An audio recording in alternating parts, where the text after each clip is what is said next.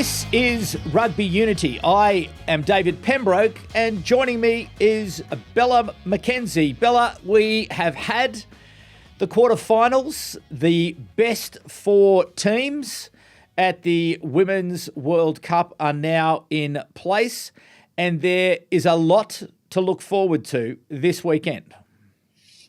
Yeah, it's probably a bit ironic that the top four teams in the world right now are through to semifinals, and I think all of those teams had different build-ups into the tournament, but yeah, they really showed their performances and how much they've grown throughout the tournament, and yeah, you can see it really starting to come to fruition, especially for someone like France. Probably haven't had the easiest run into it, but yeah, really good to see that the top four teams probably with the most investment, bar Canada, but yeah, excited for semis. So what we're going to do is I just want to run through some of the data and information that was shared from World Rugby last night in their media conference. So we'll go through a bit of that. I think we'll quickly go through the quarterfinals because I think there are some things that we can pull from there that are then going to be of interest feeding into this weekend. But then we'll take a deep dive into the two semifinals when New Zealand will take on Canada and France will take on England in what is predicted to be wet conditions in Bristol this weekend. So anyway, World Rugby Roundup last week, 2.2 million people watch the Red Roses on the BBC last week. And there was a great story out of France where there were 3.5 million people watched it on the television. It peaked at about 4.6 million. But interestingly, the men's top 14 postponed the beginning of each of the four matches that were played at the same time when the French women were playing, so as that everybody could watch the women play. And certainly they got the result against against Ireland. But also 433 social media video views. So certainly there are a lot of eyeballs being attracted by the Women's Rugby World Cup. In terms of the football being played, the stats are all tracking in the right direction. Ball in play is up, conversions are up, tries are up, tactical kicking has improved, the ruck speed has improved, and so the general shape of the game, and I think anyone who's watching it can confirm that the women's game has never been in better shape. This week, the World Rugby have had the Science Network Conference, which is looking into issues specifically as it relates to the women's game. So I think that's, again, another great innovation from World Rugby where they're looking at women specifically and what are the issues that we've got to get on top of in terms of preparation, in terms of injury management, in terms of all sorts of things that are relevant to women. So a big congratulations. That was opened by my good friend, Dr. Brett Robinson. And interestingly, the deputy chair for World Rugby is Dr. Jonathan Webb. So the medical types have got plenty of influence at this moment. And certainly I know when I do talk to Brett Robinson, the first thing he always talks to me about is player welfare. It's sort of it's part of the doctors, and they are certainly going to make it fundamental in terms of this next growth period for rugby.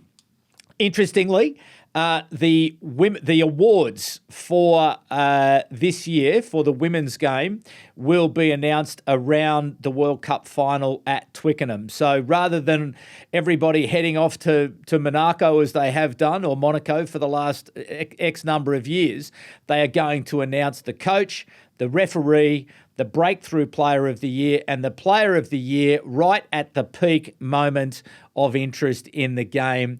Well done, World Rugby, on that one as well, because early when we were talking about Rugby Unity in the first couple of episodes, that was one particular event that I was going after because I really didn't like that. I thought that was just so it was exclusive. It was everything that rugby shouldn't be. And I love this idea of announcing the best players right at that big moment. So again, big ups there to World Rugby, and congratulations to a couple of Hall of Famers, Lynn Cantwell from Ireland and Rochelle Clark, Rocky Clark from England.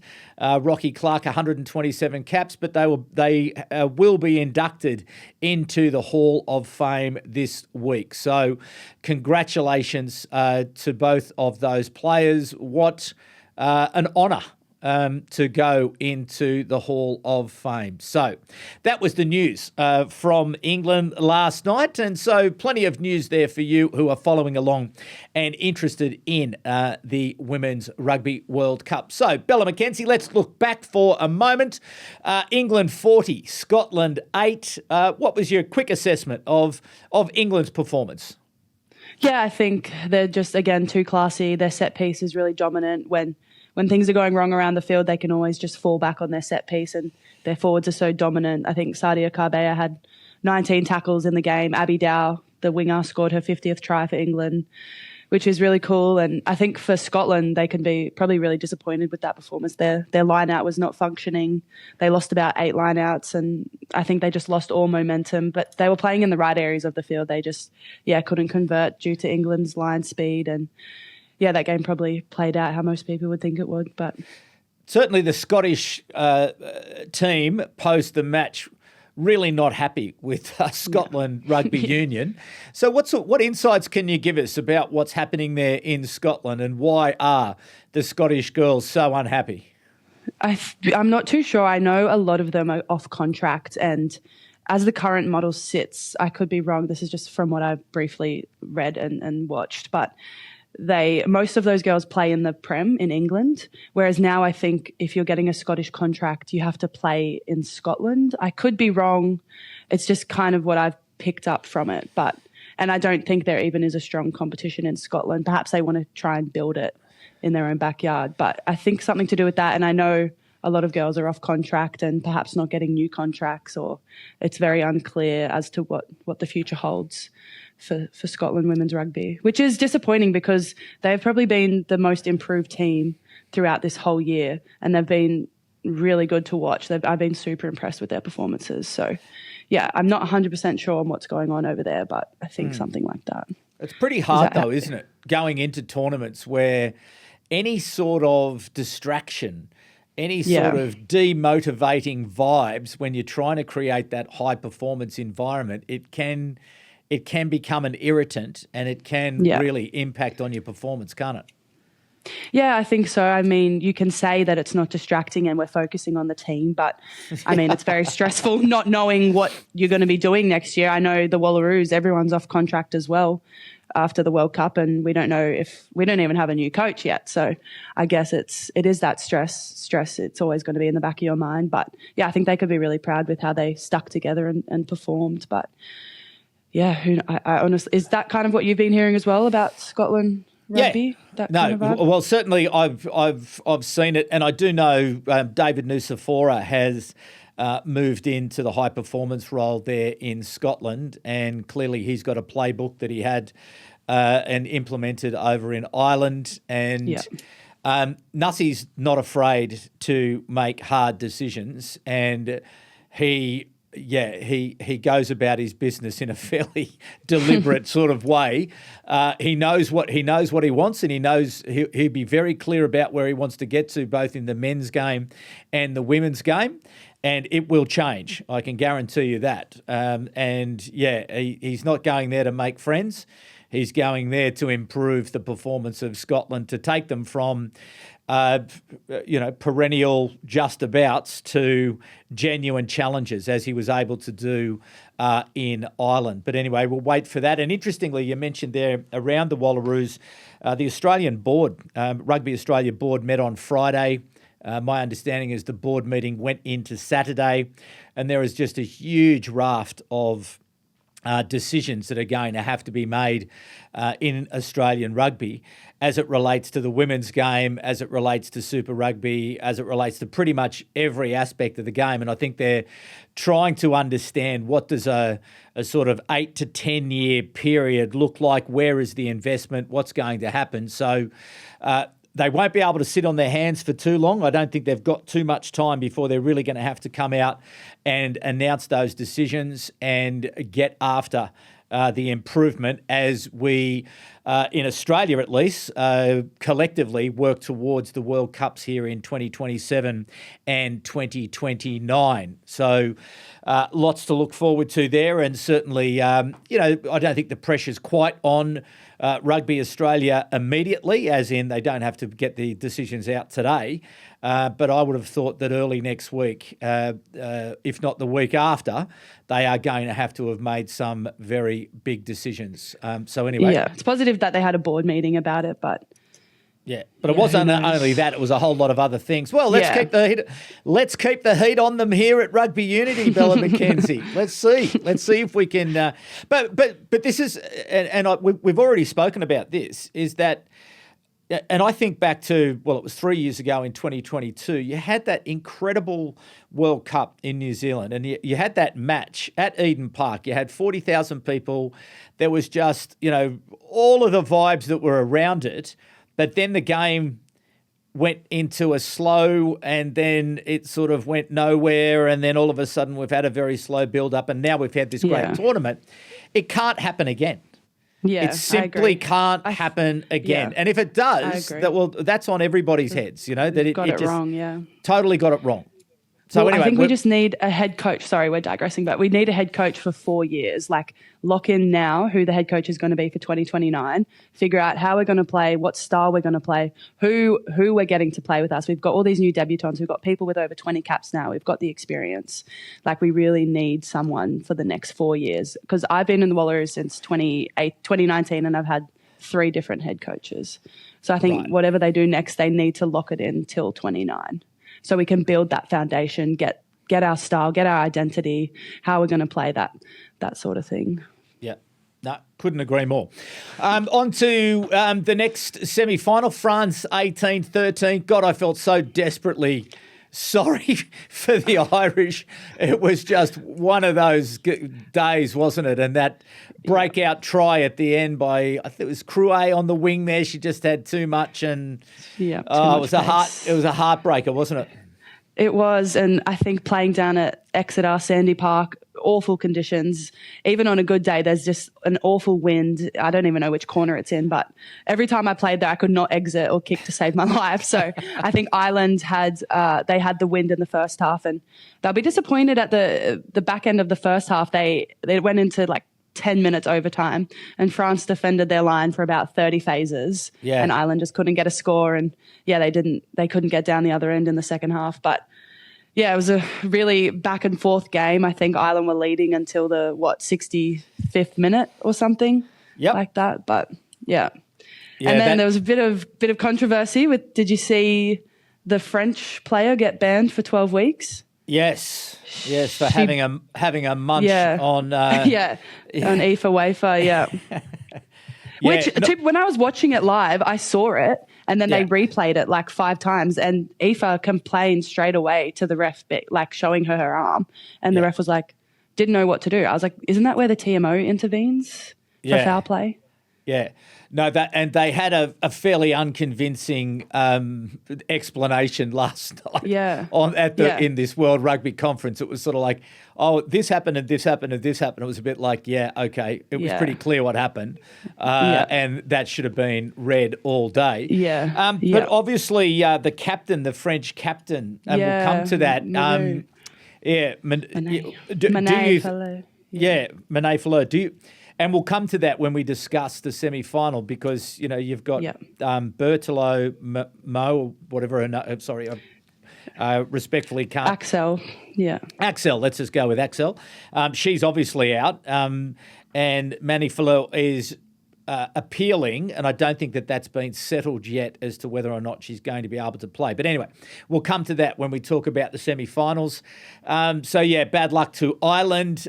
New Zealand convincing 46 points to 17 over South Africa in the end, but they only had 35% possession, and they were still able, phenomenally be able to score, I think it was eight tries.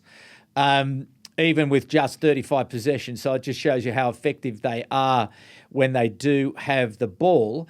And really, the South Africans took it to them in that first half, 10-all at half-time. And we've been talking about really the conditioning of the South African team in the second half. It was always going to be a challenge for them. But I think for New Zealand, I've been big on New Zealand all the way through. But for me, that was a bit of not a great performance. Bit shaky. Yeah, they have been slow. Yeah, very slow to start the games, but then they always come back in the second half once they start playing their style of rugby. I'm not too sure their game plan was probably to kick and turn South Africa around, but South Africa have a really great back three and made lots of meters up the middle. And I think credit to South Africa, their game plan. They really executed the game plan in the first half. Did you see that 15-player line-out where they lifted Nadine Ruiz, the little nine? So, I just think they threw different pictures that New Zealand hadn't seen, and they did a maul off the back of a scrum, and they were really innovative. I think Russie had his fingerprints all over some of their plays. But I think, credit to them and their coaching staff. They came with a plan. They executed it in the first half. But, as we mentioned, their stamina and fitness, they just couldn't keep up in the second half. But they'll be one of the big movers between now and 2029. I think by the time 2029 comes around, they will be very formidable, which is great. And I think they've been I agree. They've been a great personality in the team.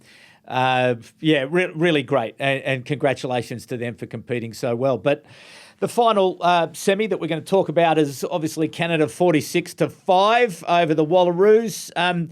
Unlike New Zealand, the Canadians started absolutely, bullet out of a gun. Yes, Australia scored a nice try to sort of get it back to 5-5, but it was pretty well one-way traffic after that, and really classy Canadian team. The back three where you've got, Julia Schell, Alicia Corrigan, Asia Hogan, Rochester, they're just powerful. And then, that really clever centre pairing of Alex Tessier and Florence Simmons, they're strong.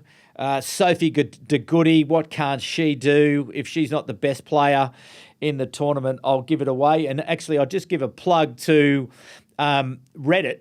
And on the subreddit, there's a really good subreddit where they've gone through and had a look, and lots of people have commented on who they think are the best players at Rugby World Cup. So jump onto Reddit, jump onto the Rugby Union subreddit and jump onto that particular piece. It's a really interesting assessment of different people's views on who have been the standout players. So, what were your views on the way that they played? They're a very, very neat and tidy and effective rugby team, aren't they?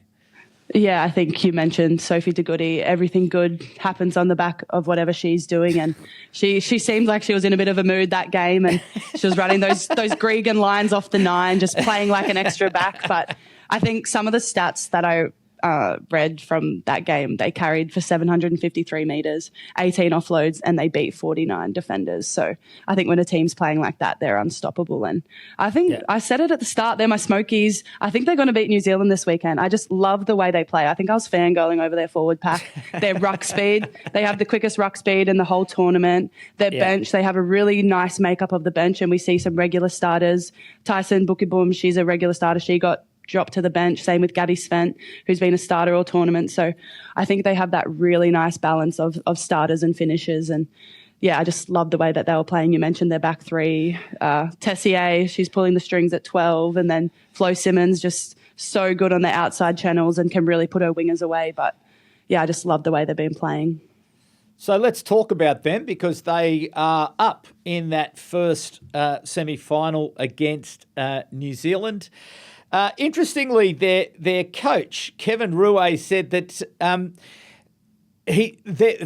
one of the challenges that he finds with the team is that they're too Canadian, which is, what does that even mean? Well, it means that they're too nice. That they're too sort of like, oh, well, we're just play by the rules. But we're Canada, okay? So, maybe we shouldn't think that we can beat New Zealand. Maybe they're the 6-time champions. Do we really belong? And he's clearly saying to them, girls, you are as good, if not better, than any other team. You've proved it now over a long period of time with the results. You have beaten them before. Let's not be too Canadian. Let's get out there and let's get stuck into them. And I think to your point around the South African game plan, they went after New Zealand and they held them to 10-all at half time. So just match them up for us, because we do have the New Zealanders. And to think that they did play with 35% possession throughout that game, it shows that you can take the ball away from them. And they've got, probably not quite as effective as they had been in earlier matches in that match against Ireland, but that was probably that was the best competition that they'd faced so far. But you're saying that you can see a Canada win. I think so. I think Black Ferns and Canada, they play very similarly. They both love to do those one-out running up the middle, the offloads. They're going to break that first up contact and throw that offload. Black Ferns have really classy outside backs as well, with probably more experience than the Canadian backs. I would say the Black Ferns backline is just a little bit better than Canada. I think they're more experienced. They've got Ruahi Demont. She's been World Rugby Player of the Year in 2022. She's really classy. And I think if the Black Ferns forward pack can match it with Canada and really start to open up those edges, then Black Ferns can win. But I don't see how any team can stop Canada's forward pack when they get that roll on. Yeah. Like, genuinely, I don't see how you stop them. They make that first initial contact. Their ball placement is really fast. Their breakdown works really quick, and their 9 just gets the ball away so quickly. So I think it's going to be an interesting matchup, because they do play very similar in that style. They're not afraid to throw the ball around, that high risk, high reward kind of mentality. And you saw that with Canada. They probably could have put another 3 or 4 tries on Australia if they could hold on to the ball. And same with the Black Ferns, once they start throwing those offloads and it starts sticking, they can really score some points. So I'm expecting a high scoring game. But, I don't know. Honestly, imagine it if it ends in a draw again, like it did last time. Yeah. How do you kind of see it playing out? Well, I'm a bit with you, and I certainly think that, Canada, and if de Goede is in the sort of mood that she was in at the weekend, her decision-making at the breakdown is exceptional, where she's able to get in and move the ball quickly. And 9 times out of 10, she finds a runner and she moves it to the right position, or she'll go, as you say, she'll take an inside line. She's just a big handful. And I think the Kiwis will obviously have a plan to double team her, and they'll be all over her, and they'll be trying to take her out of the game as best as possible. The Wallaroos just weren't able to get there. Now I'm not familiar with the referee Amy Barrett Theron. Are you? Have you played under her? She will be refereeing the match between New Zealand and Canada. She sets a record for the most number of matches refereed at a Women's Rugby World Cup. And in the Rugby Unity podcast with Eddie Jones and Ewan McKenzie, it's become pretty clear that international coaches like McKenzie and Jones, they spend a lot of time thinking about how the referee is going to referee the game, because they believe that that's where the advantage is, and you have to, when you're producing your game plans, you have to understand the referee and the way the referee likes to referee the game. So I don't have any insights about her. Do you? And have you played under her before? I think so, yeah. I've played under her. I think she can be... most referees like to referee when the team has the ascendancy, right? So whoever's getting that go forward, whoever's winning that breakdown, it's not making it messy. I think that's probably the team that they're gonna look for and start to give that ascendancy to. But yeah, I'm not too sure about her refereeing style. She did ref the Ireland-France game. She missed a few things, but I guess like any ref, they miss a few things in each game. But I'm not too sure how that will play out. I think South African. She's a South African referee, she's South African. so whether or not that then favours sort of the forward contest, that's what she's probably used to refereeing. Yeah, I guess, and the way both the teams play through the forwards, up the middle.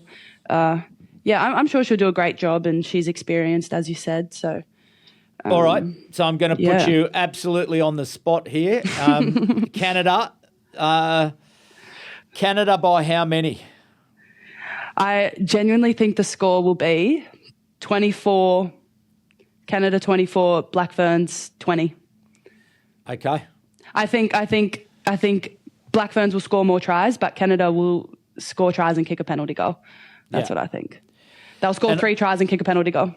Okay, and I'm betting. Well, I'm betting that I think it'll be super close, and it will be a great contest. And I think the exciting thing is that we do now see the best 4 teams clearly at the competition. Now we've had great rugby up until this point. Well, now we're going to go up a level. So we're going to see the top 4 teams go at each other over the next 2 weekends, which is superb. And so we can look forward to and know that, yes, it's been good to date, but it's only going to get better. Now, I'm a bit with you. I just think the Canadians, I think the backlines match up reasonably well. But I do think there's an experience in this Canadian side that I think they might be able to get in and get under and get at the All Blacks.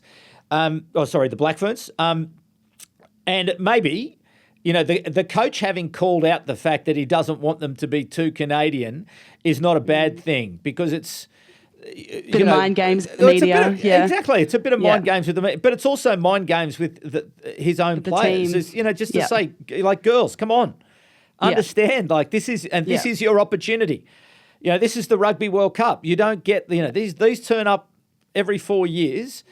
For many of you, it's going to be your last chance. So we're in a great position to do something with it. We've had a good preparation.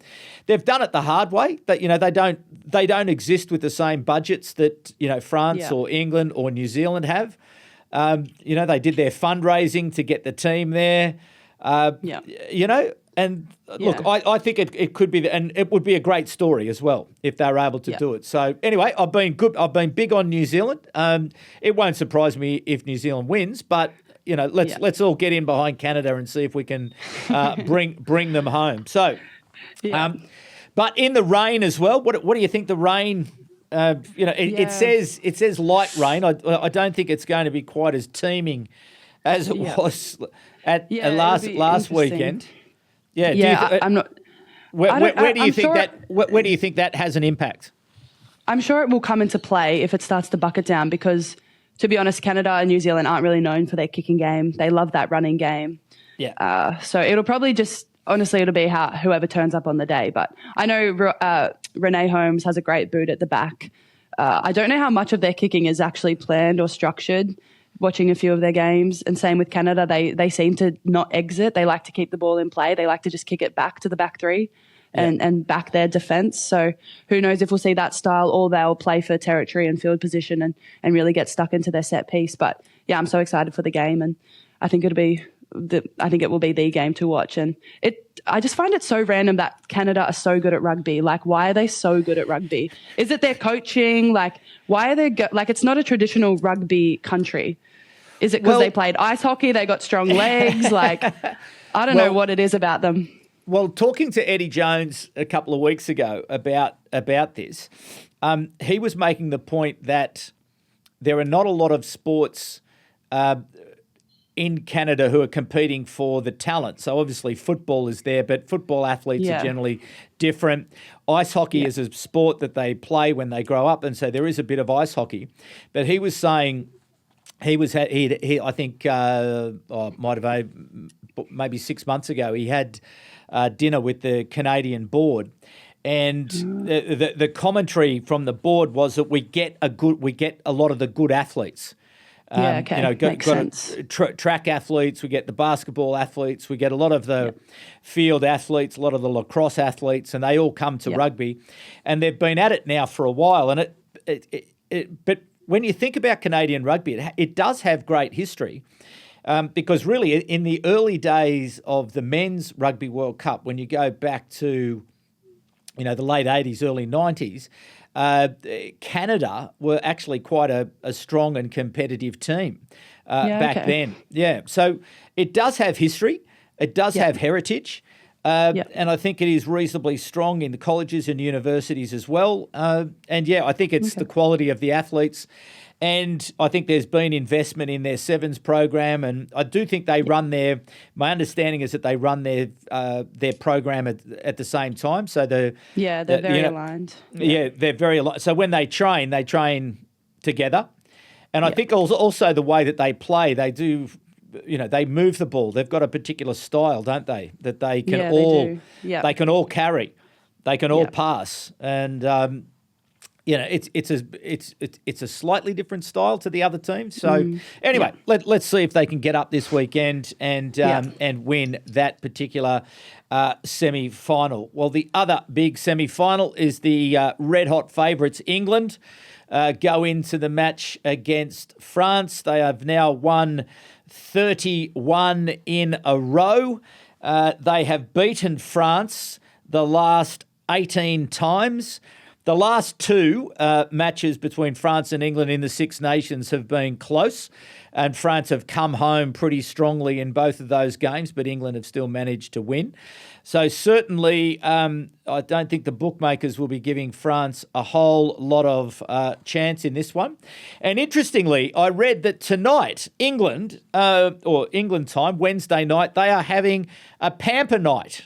So they're going to be getting their face masks on, and they're going to wear their pajamas. They're going to go down to the team room, and they're going to watch a movie together. Did you, in your time at the Wallaroos, ever have a pamper night?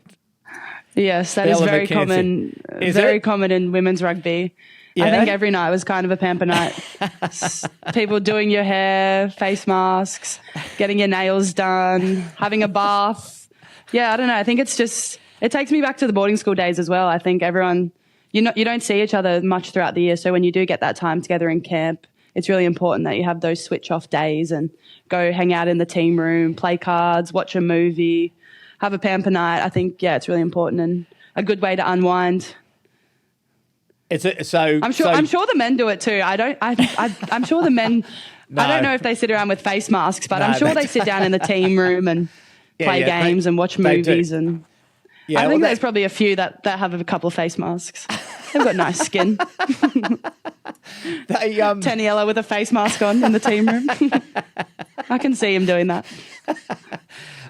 They certainly play games, in my experience anyway, in the years that I was around, always in the game room there used to be the, PlayStation thing, and they'd play... whether it was FIFA or rugby, whatever the games were, they'd play against each other. Not so much movies. They'd go out to the movies in their little groups, That would be... for years, Stephen Larkham and Sterling Mortlock were the mainstays of a movie group at the Brumbies and the Wallabies, and they would always go to a movie the night before a test match, and that was their thing that they would always do. And then the card players, as you say, the card players like to play cards together, and everyone does their own little thing. So I wonder what movie, what do you reckon, what movie would they be watching on the pamper night? Do you reckon it'd be Barbie or something? Or I don't know. Something a little bit funny. More hard. Yeah, maybe funny? I don't know. I love watching the movie Bridesmaids. That's one we always watched in camp. It's just so funny. You can watch it so many times and just still laugh at it. But I know they have a sponsorship deal with Barbie. Maybe they're watching Barbie. Who knows? Anyway, it will be interesting for them to see if that helps in their preparation, because the statistics are impressive. And we were speaking before about losing Axel, the player, to the biting charge, and Mane Falou, the captain. I don't think she'll get there. Like she got a 3-match suspension and she's appealed, so it's unlikely she's going to go from 3 to 0. So they're out. Pauline Bourdin-Sansus has been exceptional there at half.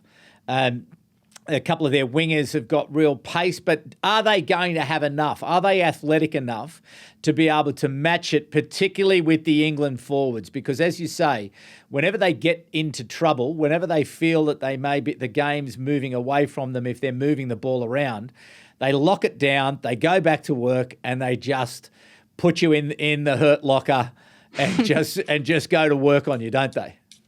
Yeah, they do. And I think for France, they have a really inexperienced team this World Cup. I think losing their captain, Manet, hopefully she can get it downgraded. It didn't look too bad when I was watching it live, but obviously when you slow everything down and you got to put player welfare and player safety. Head on head, I think. The tackle is head on head. So, I think they've been really strict with that. So being consistent with that, I guess, as well. So, yeah, she'll probably get it downgraded to one game. I think you can do like a player safety course as well and get a couple games taken off. But, yeah, so it looks like she's out. I think, they'll just lose a lot of inexperience in that forward pack. It is a pretty inexperienced forward pack compared to the last World Cup.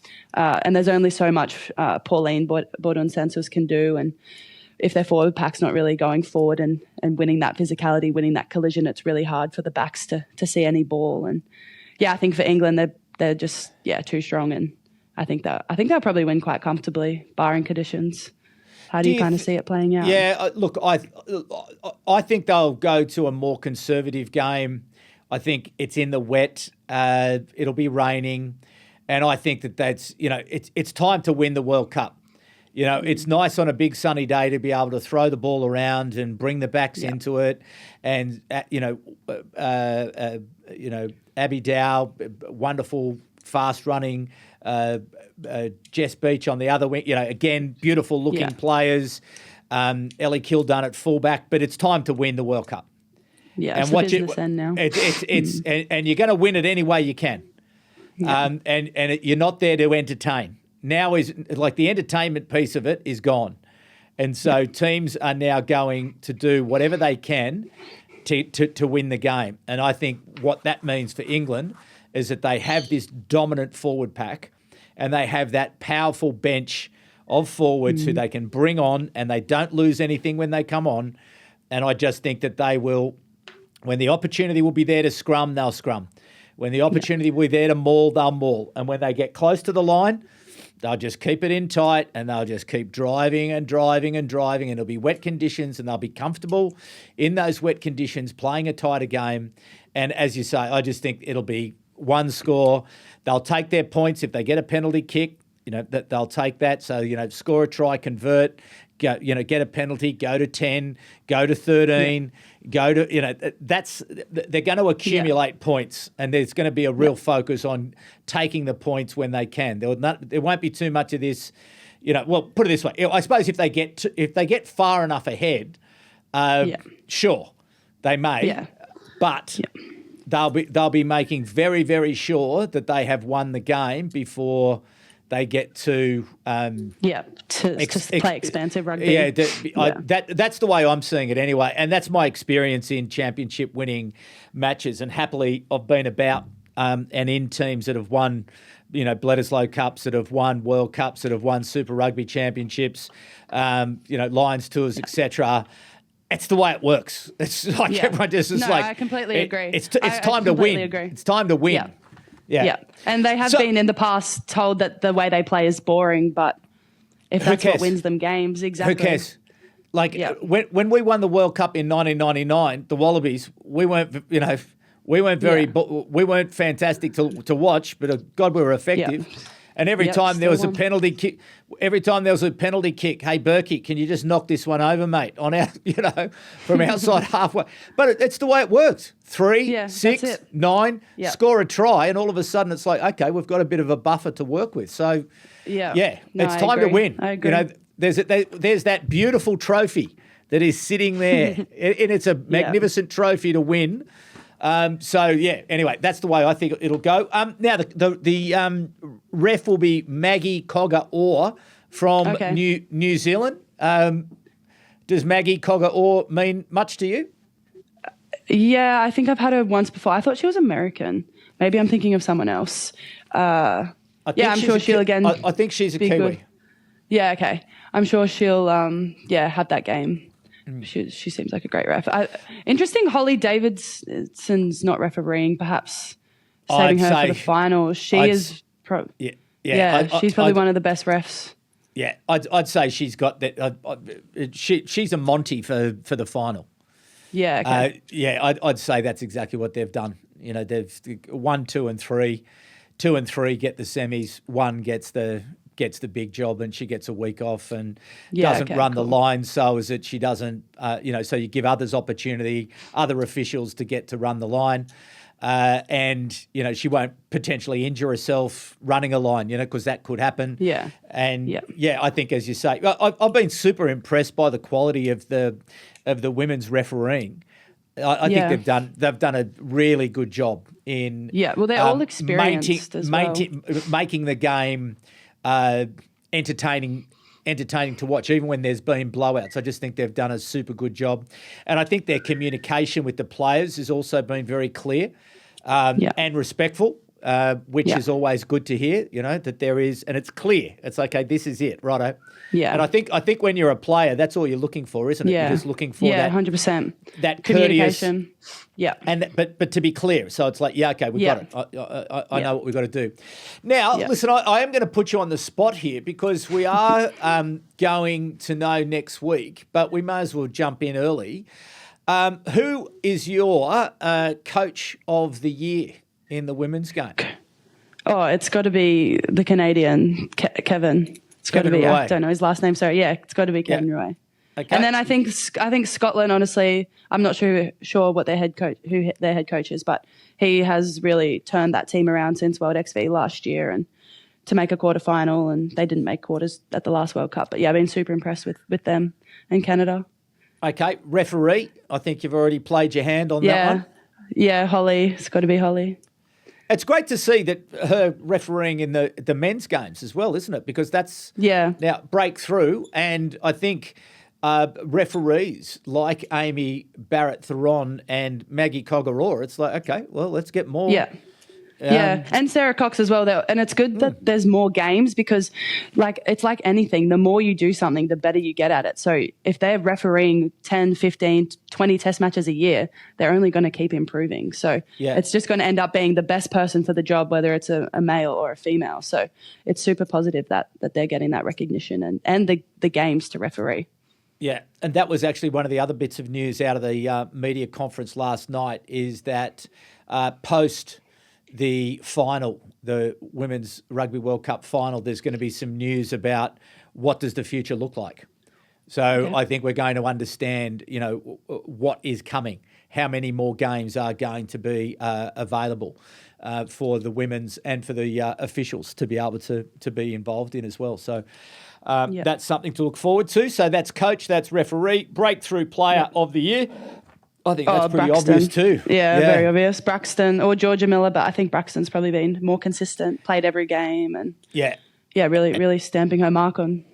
Yeah, and she made the fantasy team again last night. So that's 3 weeks in a row that she's been, or is it 4 weeks? No, 3 weeks in a row she's been in that team, and. Yeah, not only do I like the way that she moves and the way that she plays the game and she's quite physical, but also some of her decision making that last week when they scored that try, the kick through and she chased it and you could see she had a whole series of options in her, she could have kicked it through, she could have leant over and tried to pick it up at speed, but she just seems to be such a natural rugby player that she understands how the ball's moving and what is her, it's like the computer going off in her head going, okay, the way it's working at the moment, I now have to engage with the football in this particular way. So, classy player, breakthrough player of the year. I think we could put big money on that. And the final award, drum roll, player of the year. It's got to be Sophie de Goede. It's got to be. The way she's just come back from injury, she's so instrumental to her team's performance. The way she's been playing, the way she leads that team. I know she's not the captain now, but she was previously. I think you can't really go past her. And probably someone from England as well. I mean, you've got Zoe Oldcroft, who's, again, had a really great year.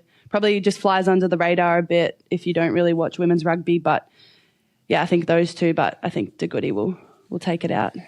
Do you think? Do you think being? Well, I think so. Well, look, I'm not following the game, or haven't followed the game quite as closely, obviously, as you have, and I just wonder whether or not being in the World Cup winning team is that a plus for the judges, or is that has she been so dominant, Sophie de Goede, that she really does deserve credit? Well, I think if you're looking at just like the Rugby World Cup player of the tournament, she 100% will get that. Yes. But she didn't really play the start of the year due to injury, but she'll probably make the dream team of the year. But yeah, I see someone like Zoe Oldcroft who's been super consistent throughout the whole international season. And it obviously will be in that winning team if it comes down to that, if that's the decision you're going to make. But yeah, I think if you look at consistency and longevity throughout the international season, it would be Zoe Oldcroft. But yeah, World Cup player of the tournament would be De Goede. But yeah, I think it'll come down to those two. Yeah, I don't think they've got a player of the... Oh, maybe they do. Well, they didn't. It'll probably just be player of the final well, they didn't. They didn't mention that last night. But I just think this is a great idea to do the awards in and around the week, where there's going to be something happening. I would hope every day of that World Cup week leading into Twickenham, there should be, big celebrations of all sorts of things that are going on in our great game and to celebrate this wonderful tournament that there has been. And interestingly, just as a special bonus for Rugby Unity listeners, we this afternoon will be interviewing Sarah Massey, who is the Managing Director of Women's Rugby World Cup, to get her perspective on the tournament, what has been, and everything that's gone into it, because there is a lot to talk about. So I will be having a conversation with her this afternoon for a special episode of Rugby Unity at the Women's Rugby World Cup. So much to look forward to on Rugby Unity, and certainly a big weekend ahead, Bella McKenzie. So again, you get some sleep, get yourself ready for the weekend. You'll have a busy week next week. I'm not sure how many programs we might do next week. If we've got plenty of things to talk about, we might just get nice and excited for the final, because there's nothing like the week of a Rugby World Cup to just absolutely go nuts. And who will it be? Who will it be? And I don't know, you might tell me, but in the Men's Rugby World Cup, there's a playoff for third, fourth. Have they got the... Yeah, there's that as well. Yep, same thing. I think France came third at the last World Cup. That's what I mean. No one remembers who came third and fourth. Canada actually came fourth. So it was the same four teams. And same four teams. I don't think I've ever met a player who's played in a third, fourth playoff that's ever... talked about it. Hey, I actually came third at the last World Cup. But did you enjoy playing that game, or was it like we've lost? Yeah, I've never played in one. Oh, you never played in one? No. Ever? No, no. But like, who wants to play for third or fourth? No, exactly. Nobody. And I guess you're still hungover from losing the semi, and it'd just be, not the one. Oh. So I remember way back in 1999 when I was with the Wallabies, and we obviously went through to the final. We won the final, but they made South Africa and the All Blacks played the third, fourth final. But then they made them stick around until there's a dinner on the on the night of the Rugby World Cup final, and you should have just talking to them. They were like, "Can you believe this?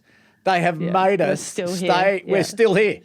We're still here." And both of us thought we were going to win the title. They made us play this game that we didn't want to play, and then they made us stick around for this dinner in the middle of Cardiff. It was horrendous. To be fair, would you rather lose a World Cup final or win the third v fourth playoff? Lose a World Cup final every day of the week. Yeah, true. Because you get to play. At least you got there. Yeah, you got to play in the World Cup final. You got to play in the World Cup final, and so you got all the joy and the fun of that, which is I'll tell you about it one day. We can sit down and have a chat. I'll tell you about what it's like to be involved in a team. We'll do that in a World Cup final. Anyway, actually, it's a long story. It might take a few hours. It's good fun though. It was great fun. Anyway, from a long time ago. So thanks, Bella, for joining again and co-hosting this wonderful program that we've created. I think we are going to have to do much more as we head into the future. We've really got to keep at it. We've got to keep supporting and growing women's rugby, and the only way that happens is that if we continue to promote, we continue to talk about. And I just think there are so many great talents, people, and again, just have to give the women so much credit, particularly around the socials and the content that they've generated through the title. And we will be awarding the player of the Content Creators Cup, the person who we judged to be. But it's really been fabulous, hasn't it? So much of the interesting content that's been, you're seeing the personalities, you're seeing the fun, you're seeing the joy. You're really getting a sense of what it's like to be a part of a rugby team, a national rugby team at a big international tournament. You're really understanding what it's like and the fun that the girls are having. And it's having such a big impact. And obviously that number of 433 million social media views that's crazy. Tells you something, that the content that's been created and the personalities that have been promoted. But again, we are just getting started in terms of the growth of the women's game. And it'll be interesting, as I say, to see what happens with this future program and what is that going to look like. And we will be talking about that in future weeks ahead. But anyway, lots to look forward to this weekend. And for the moment, people, please, could you like, could you subscribe, could you comment, could you share?